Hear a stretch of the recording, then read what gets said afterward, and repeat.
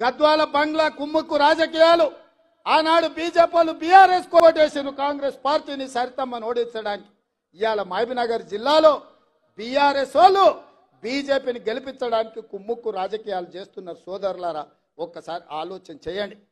ఇవాళ sitting MP మొన్నటి వరకు 7 వాళ్ళ చేతుల్లో ఎమ్మెల్యేలు ఉండే, ఒక్కడు కూడా ఊర్లలోకి వస్తలేడు, ఒక్కడు కూడా కారుకు ఓటు అడుగుతలేడు. అంటే ఆ పార్టీ చచ్చిందా లేకపోతే వీళ్ళు వదిలేసిందా అని నేను అడుగుతున్నా. మోడీకి తాకట్టు పెట్టిండ్రు.